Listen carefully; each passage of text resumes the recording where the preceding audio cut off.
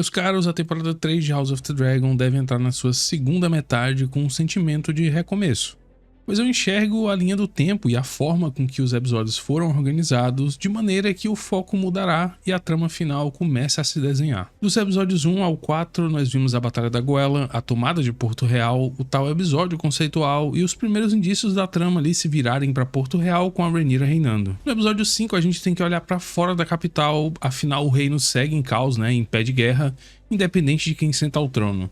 Os exércitos dos verdes sofreram baixas fortíssimas à batalha à margem do lago, e os pretos parecem estar ali no alto da sua glória. Com 7 dragões à sua disposição, Rhaenyra tem o controle do poder nesse momento. Nesse vídeo a gente vai tentar descobrir o que a série tem preparado pra gente na segunda metade da temporada, e que tramas, e reviravoltas vão ser retratadas pela produção da HBO. E se você curte esse tipo de conteúdo, já se inscreve no canal, deixa seu like e também clica no botão de hype se ele aparecer pra você. O canal é pequeno e precisa da sua ajuda pro algoritmo do YouTube impulsionar o conteúdo para mais fãs do universo. Se você quiser ajudar ainda mais, torne-se membro do canal ou faça uma doação usando o link do LivePix que tá na descrição e também no QR Code na tela. Eu agradeço de coração e sem mais delongas, bora começar.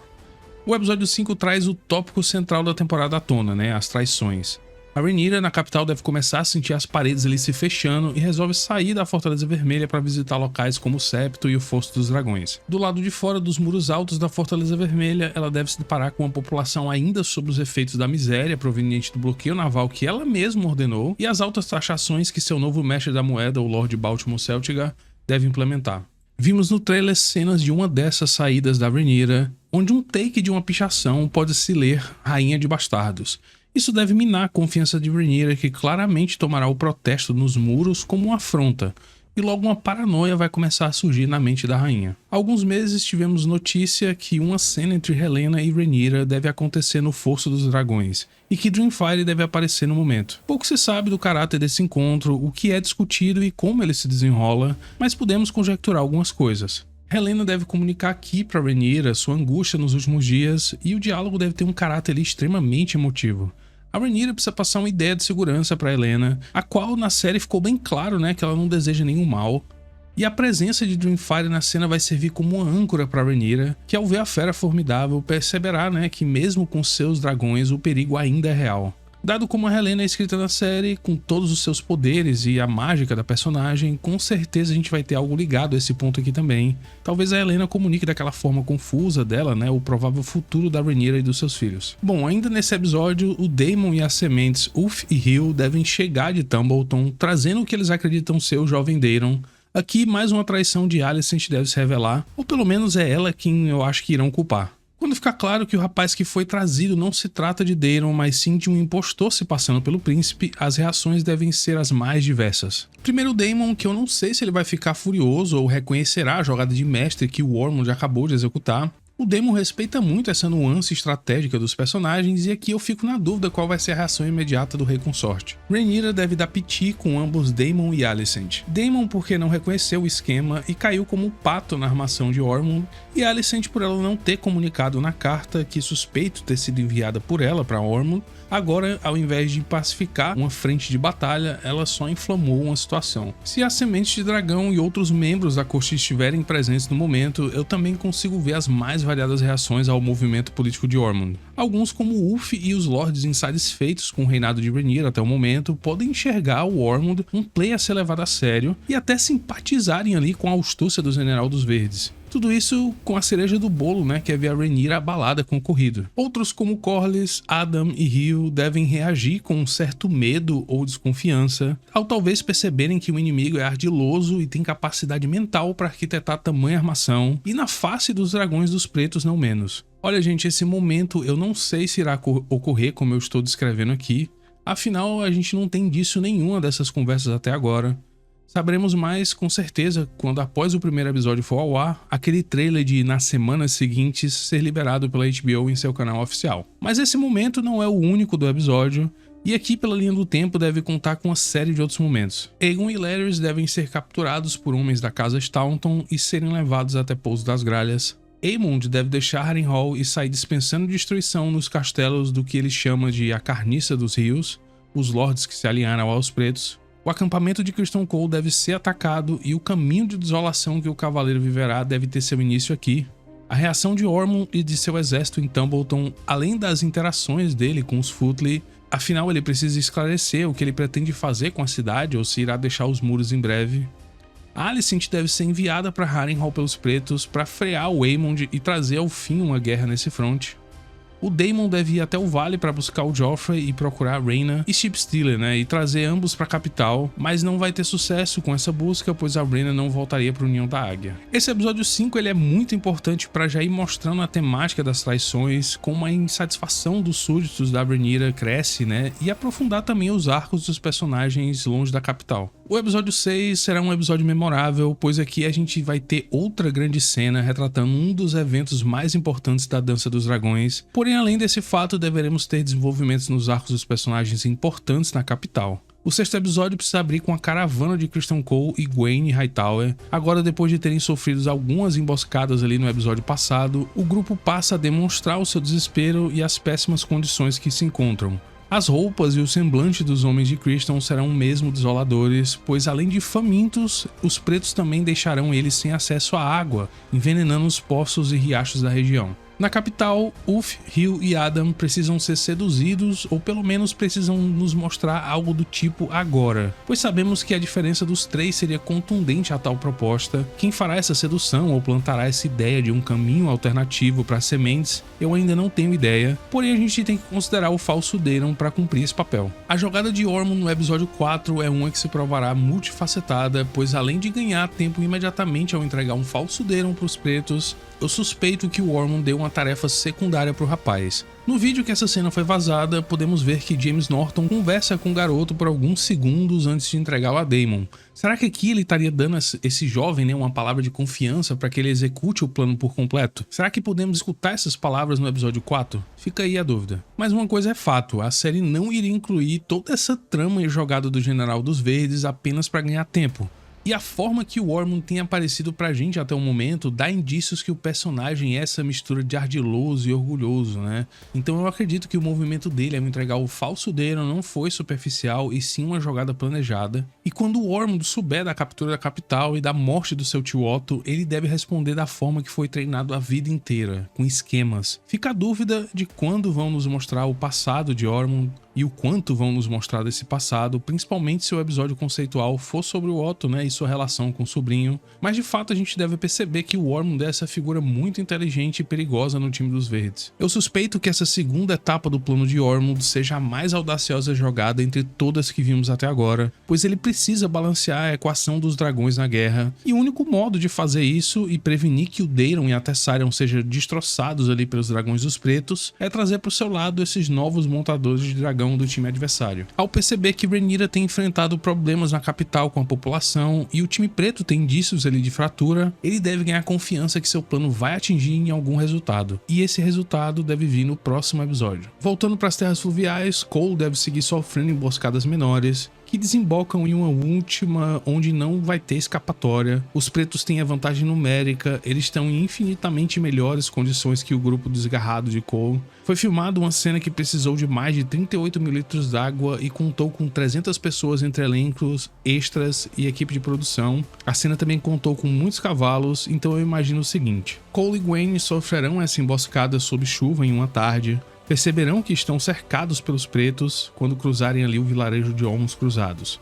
Ao final do dia, ele e Gwen deverão partir sob bandeira branca para negociar com o inimigo ao perceberem que não há chances de saírem vivos dali. Nessa negociação, Cole será negado de piedade e deverá morrer pelas mãos de Rod a Ruína, que lidera esse grupo junto de Oscar Tully, ou como sugeri, Black Ellie é quem o crivará de flechas. Gwen, por outro lado, seria capturado pelos pretos, ao perceberem que o tal era um nobre da família que encabeça a facção inimiga. Ao nascer do dia, teremos o visual brutal da eliminação dos homens de Cole e seu acampamento, e assim coroando um massacre como o baile do açougueiro. O evento em si deve fechar o episódio, que também mostrará em seus momentos finais o Ulf deixando a capital na cela da Silverwing e Alicent a cavalo indo em direção a Harrenhal. Alice deve ter sido enviada por Rhaenyra, que dessa vez envia a própria mãe do caolho, ao invés de tentar a comunicação por carta. Aegon e Larys chegam em Pouso das Gralhas, trazido por homens da casa Staunton para reconstruir o castelo. Lá eles devem encontrar parte da carcaça de Meleys ainda não removida e inspecionar ali as marcas de mordida no pescoço do dragão. O Alien é enviado para a Deriva Marca por Corlys para que ele inicie a mudança e reconstrução do que sobrou em Maré Alta para o antigo e menor castelo da família na ilha. A Bela deve chegar à capital após finalizar as buscas por piratas que conseguiram escapar para a terra firme. O episódio 7 deve abrir com a notícia que Ulf fugiu na calada da noite da capital. A gente vê uma cena no teaser, no trailer, que a Rhaenyra é acordada pelo Arquimester Orwyle. Eu acredito ali que deve se tratar do momento que a rainha recebe essa notícia e o que vai fazer os acontecimentos seguintes se encaixarem. Rhaenyra, como resposta, manda Corlys para Tumbleton para fazer uma última negociação com os verdes que controlam a cidade e a usam como quartel-general. O Daemon deve ficar em Porto Real com a Rhaenyra e as outras duas sementes para averiguar o que fez Ulf fugir da cidade. Como o Daemon tem conexões fortes com a patrulha da cidade, ele busca informações daquela sua maneira contundente, praticamente torturando os amigos de copo de Ulf, os personagens Clay e Muga. No processo, ele descobre que um jovem com traços valerianos se aproximou de Ulf nos últimos dias.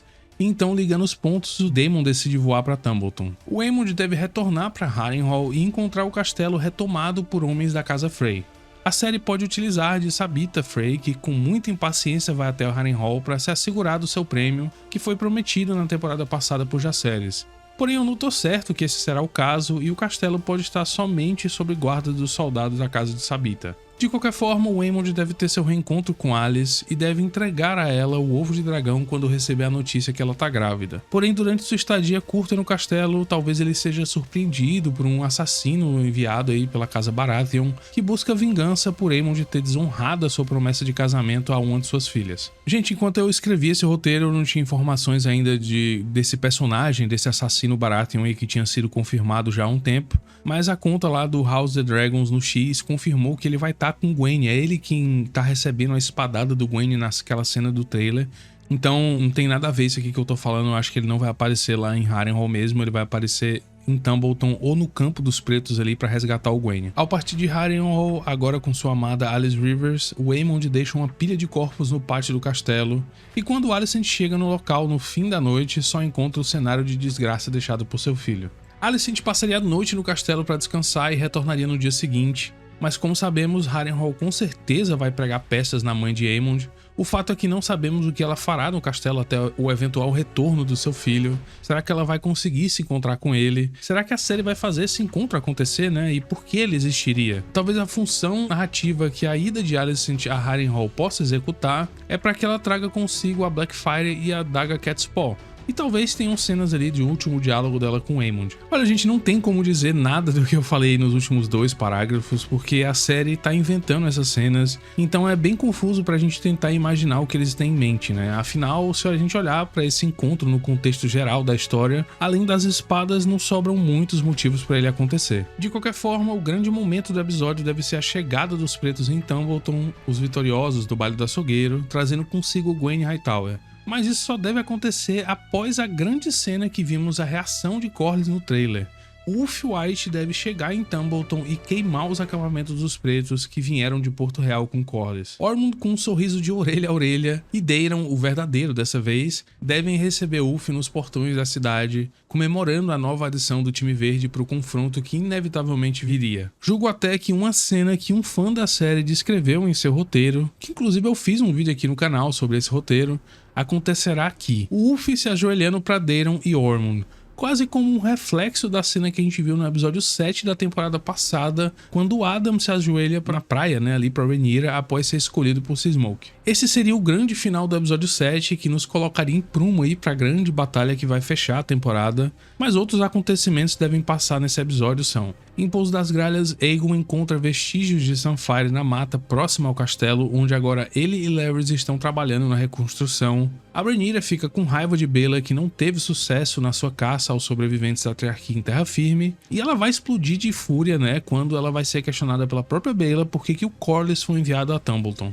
O Rio deve ficar extremamente preocupado ao ver o Daemon sair para Tumbleton, afinal ele sabe que Ulf os traiu e consegue prever que a batalha vai acontecer na cidade que a sua esposa está. E assim, sem escolhas, ele deve voar seguindo o rei consorte. O episódio 8 e final da temporada deve abrir e fechar com Tumbleton. Na abertura, vamos ver a chegada de Damon e Hill, que têm reações opostas às notícias, enquanto Damon fica furioso com o acontecido e estrangula o capturado Gwen quase até a sua morte. O Hill clama por paciência e negociação e pela vida de sua esposa que ainda está na cidade. Corlys sugere que uma última tentativa de acordo deve ser feita, afinal com Gwen o time preto tem uma moeda de troca e assim pode evitar mais mortes de pessoas e dragões. O Daemon aceita relutantemente, mas ordena que Gwen convença Ormond a render a cidade. Gwen, já dentro dos muros de Tumbleton, acompanhado por um dos lobos de inverno, é levado para o castelo dos Footly, onde, por um descuido da sua escolta, ele consegue se armar de uma espada e se livra das correntes. Em Porto Real, Adam é colocado sob vigia dos Mantos Dourados, com a notícia que Daemon e Hill saíram para combater os Verdes em Tumbleton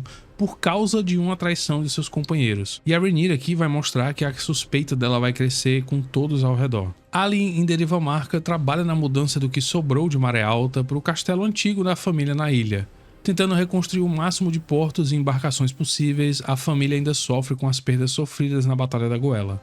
Em Pouso das Gralhas, o Aegon escuta rumores que homens da Casa Multon estariam vindo para a região e iriam usar o castelo para caçar um dragão que estaria fazendo estragos na redondeza. Ele então tenta arquitetar um plano com Larys para que ambos consigam escapar para que ele reencontre com Sunfyre. Eles decidem tentar sua fuga na calada da noite quando havia menos movimento no castelo. Aemond e Alis continuam em sua jornada pelas terras fluviais, porém Alis revela para Aemond que há alguém esperando por ele em Harrenhal e os dois retornam para o castelo. Meus caros, a série precisa montar agora a batalha que vai ilustrar a segunda metade do episódio. Eu sinceramente não tenho competência para escrever algo que faça sentido na sucessão dos fatos que a série vai apresentar. Há muitas peças móveis e o grosso da batalha será feito do lado de fora da cidade. Mas eu não consigo entender como é que vão fazer o Hill se virar contra os pretos da forma que a série organiza os acontecimentos. Com o Ulf ficou mais fácil, eu até formei uma historinha, mas com o Hill não entendo como ele vai entrar na cidade para ver a sua esposa morta e depois sair da cidade e montar em seu dragão para se virar contra os pretos, né? É bem confuso e, para ser sincero, né, eu me recuso a tentar montar algo que faça sentido. A gente vai ter que esperar o episódio ao ar para ver como é que vai ser organizado. Porém, a batalha precisa comunicar algumas coisas. A morte de Ormond pelas mãos de Rod a Ruína, o que também vai custar a vida do Lord Dustin. A virada de Hill em algum ponto da batalha, provavelmente pela morte de Cat. O Daemon falhar na captura da cidade e se vê obrigado a usar o Caraxes. Provavelmente a gente vai ter um combate entre os dragões ali curto, sendo 3 contra 1 e Caraxes fugindo com Daemon no final do episódio. Todas as forças das terras fluviais eliminadas aqui, somente ali alguns gatos pingados conseguindo escapar. Tá, mas e a temporada acaba na batalha? Eu acredito que não. A gente deve ter uma sequência final ali mostrando como o reino está e como os personagens estão fazendo, né? E principalmente como a rainha na capital tá ao receber a notícia que o assalto a Tumbleton falhou e que Daemon fugiu. Precisamos ver o Aemond nas terras fluviais, o que será desse encontro, né? Se ele houver claro, entre o Caolho e a sua mãe em Harrenhal. A gente precisa ver o reencontro de Sunfyre, que vai acontecer claramente, como vimos no trailer e tivemos a notícia de seu discurso. Essa será uma das cenas mais energéticas e é uma que eu tô ansiosíssimo para ver. A gente ainda precisa ver em Porto Real a reação da Rhaenyra e do Adam à notícia que Corlys foi capturado pelos Verdes e que Hill também os traiu, enquanto o caos na cidade vai se inflamando para um nível de revolta. A gente precisa ver a Baela em Pedra do Dragão e seu Alfred Bloom interagindo de alguma forma. E por último, mas não menos, a gente precisa ver para onde o Daemon fugiu. Eu tenho quase certeza que veremos ele ir pro vale para tentar encontrar sua filha Rhaena e que agora monta a Shipstealer, né? Para que possam ir até as terras fluviais caçar o Aemond. A temporada deve acabar com todos esses finais em aberto, só assim a gente vai continuar investido na história e fiquemos ansiosos aí para que a quarta temporada venha logo. Vamos ver outros grandiosos eventos na temporada final dessa história e fechar a série com chave de ouro em 2028. Meus caros, em suma, essa temporada promete ser a melhor da série até o momento e muito provavelmente só perderá esse título para a próxima, que virá com a resolução da história. Eu confesso que antes mesmo de ver a temporada, no momento que eu escrevo esse roteiro, eu tenho confiança que daqui pra frente a série só vai entregar mesmo. Temos muitos eventos fortíssimos pela frente e as temporadas 3 e 4 teriam que fazer muito esforço para serem ruins. Mesmo que a história do livro de George não seja a mesma que a série tá contando, os elementos para que uma TV de qualidade aconteça pra gente estão todos aqui.